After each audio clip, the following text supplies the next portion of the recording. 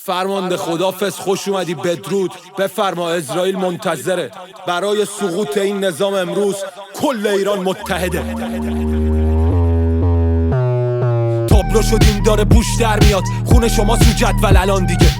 به به بوی سوختن میاد، داره آخور رو منقل کباب میشه.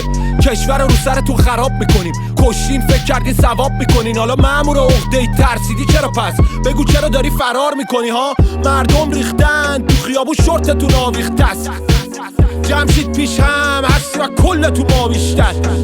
بالون جیب محکم از قاضیش خر، دوتا مثل بسته پا پیچم میشه. یه بیت که رهبرم قاطیش هست، میگم این بیتو با ساتیش زد. زرد بشه میره پاس مجتبا روی آتیش. این قتلام باید ثبت بشه توی تاریخ. رو پولتون حساب میکنی ولی تا به جنبی دیگه پولی تو حساب نیست. مردم واستادن روبروت، اون باتومو میکنن تو جلوت.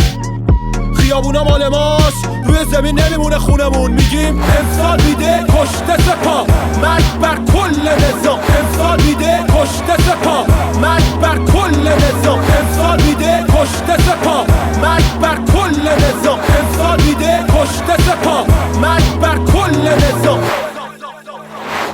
انتقام همه کولبریاستیم، برای اون تو سریاست. خواستین زن و زندانی کنین، حالا روی عوام میچرخن رو سریا. شما تش 3 نفر بشه صف حلواتون، یه کوچه رو میبندم من تنها. حقتون رو میذاریم کف دستاتون. زن یعنی مادر همه مردا. ما میجنگیم حتی با سنگ و چماق، سیم برق و بزاق. همه یه پارچه با هم دیگه فریاد میزنیم. برای ایران آوردیم ننگ و شما نیمکتا میرن هوا سر کلاس. چون تو مدرسه با چرند سرا پر میشه، ببین کفن سفید میکنیم تن سپاه. چون تو پاسگاه به معترض تجاوز میشه، اینجا حتی میشه چپ زانتیا. پایگاه رو میسوزونیم بعد لاستیکا.